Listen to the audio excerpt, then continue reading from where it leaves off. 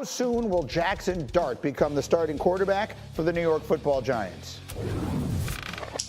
So, Grinny, I'm going to go the first weekend in October. They're going down to New Orleans to play the Saints, and he's probably going to be facing another rookie quarterback in Tyler Shough. You don't want to start in the first 4 weeks. They play the Dallas Cowboys, they play the Kansas City Chiefs, they play the Commanders, and also the Los Angeles Chargers. Let his first start come when they go down to New Orleans. I like that. I like the timing. Graziano, let's talk about Washington. Jayden Daniels, sophomore slump or jump for the young star? I got to predict jump. I think this kid's got what it takes. He's in a great situation. They've built up around him. He really connected with the coaching staff. It's a coaching staff headed by Dan Quinn that has some experience and knows what it takes to kind of take the next step off of that promising first year. I think the Commanders are legit, and I think Jayden Daniels is even better in year 2 than he was in year 1. All right, and then Mike T, the Dallas Cowboys with that addition, George Pickens, does it make them a playoff team? Yes, I think they are on the periphery of making the playoffs. Not only Pickens, but they added Javonte Wilkins. They've drafted Tyler Booker. And then on the other side of the ball, they got back a couple of good players this year from injuries. DeMarion Overshone, Trayvon Diggs. I think they've had a sneaky good offseason. I believe in Brian Schottenheimer. I think this team will be much improved. They're not going to be flashy as maybe some of these Cowboy teams have in the past, but I think they're going to be meaningfully better. Yeah, look, I mean, and they won 7 games last year, playing a lot of their season without their starting quarterback. So they weren't all that for all the talk. Look, the attention the Cowboys get is both a blessing and a curse if you were them. Sometimes we overstate how bad things are when they don't look as good as we want them to. Harry, you're my receiver, so I've asked you to put together a little tape for us. What exactly is the addition of George Pickens going to look like and mean for Dak Prescott in this offense? Yeah, Granny. So in this very first play, it's a simple, what we call a 3-step slant. And you're going to see George Pickens win his one-on-one matchup. Does a great job. He's a natural hands catcher, plucks the ball out of the air, but he's not satisfied once he catches the football. Does a great job. 4 defenders right there, but none of them gets him down, and it's off to the races for a touchdown. Now you're going to see this play versus the Washington Commanders. Great job versus man coverage, running a corner route. The quarterback throws it inside, but it doesn't matter because of the body control and the way that George Pickens can twerk his body and still come up with the catch. And last but not least, 3rd and 1 situation, one-on-one on the outside. He's a 1B to CeeDee Lamb's 1A, wins his matchup again, and it's off to the races for a touchdown. This young man is going to be unbelievable for this offense, and also Dak Prescott is going to also take a lot of pressure off of CeeDee Lamb on the opposite side. Absolutely. I mean, there's no question. The physical ability, it is equal to just about any player at the position in the entire league. And then let's talk about, let's be real here, okay, Mike T? He's in a contract year. You were a general manager. This is a young man who was playing for a lot of money here. When you were a GM, how much would you take that into account when you were considering making an acquisition?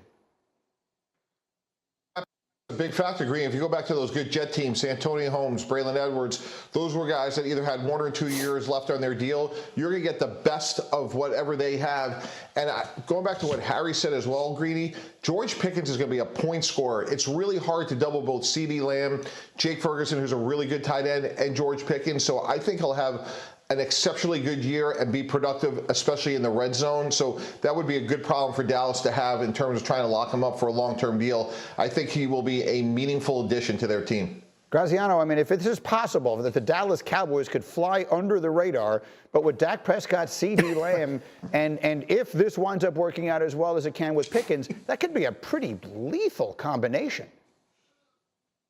Yeah, look, when Dak Prescott has had fully healthy seasons, the Cowboys have been a playoff team almost every single time. So the fact that he's back matters to a significant degree. It's part of the reason they feel good about bringing in George Pickens, even though there are some questions about him based on his history in Pittsburgh in terms of, being in and out a little bit attention-wise to some details. But he's 24 years old. They think they can get the best out of him. They think their leadership structure with Dak Prescott at the head of it in terms of the locker room is going to help with that. And Mike T talked about all those guys they're getting back on defense. I think you were absolutely right. To win 7 games in a season where your quarterback gets hurt halfway through is not unimpressive. And I think it would be foolish to overlook the Cowboys as a possible contender in the NFC East. All right, we will roll on here. Always room for football in the conversation. We'll get back to the basketball as we can. You can check this out. The Pittsburgh Steelers do indeed play on a road trip to Chicago in Week 12. Dan Graziano, Mike Tannenbaum joining the conversation.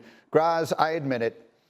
The fact that he knew that the Steelers played in Chicago felt relevant to me. I'm ashamed to acknowledge that on the air, but it did. What did you make of it, and what, if anything, are we hearing as they head into OTAs? Yeah, what Aaron Rodgers likes the most is attention and being the center of it. So obviously he's enjoying this. He looks like he's enjoying it, and good for him.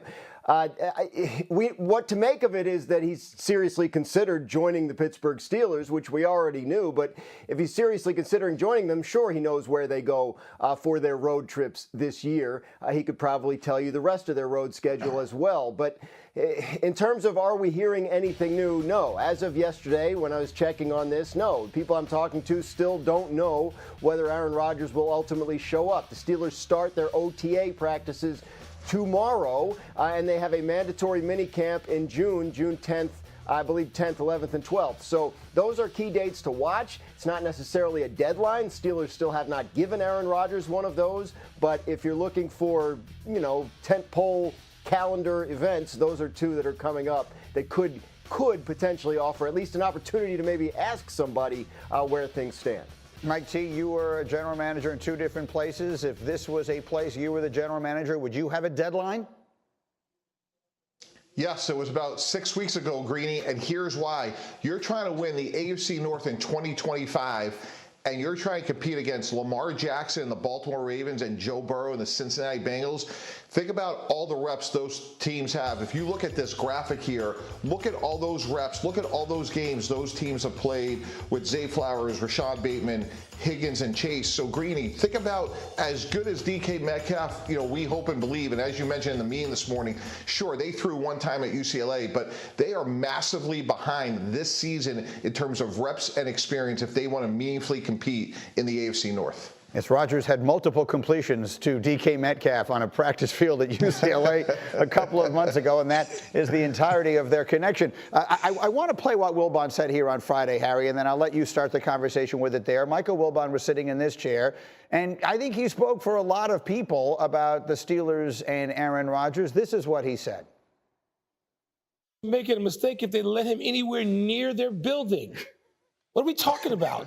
Do people just look at actually what happens in sports? Aaron Rodgers hasn't been relevant as a quarterback in the NFL for 4 or 5 seasons. What are we talking about? The Steelers are not, the hallmark of the Pittsburgh Steelers is not stupidity. Smart organization that makes right moves over decades. And they're going to bring Aaron Rodgers in with all his drama into that room? Really? The Mike Tomlin we know. He's going to deal with that nonsense?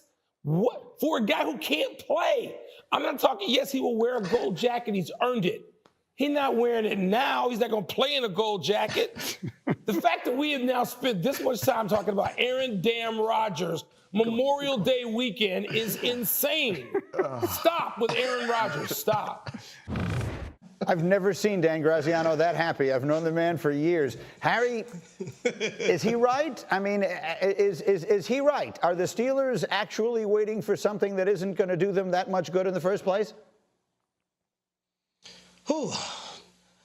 I think you can go both sides of the spectrum with this, right? We've seen the Pittsburgh Steelers have the ability to make the playoffs with incompetent quarterback play.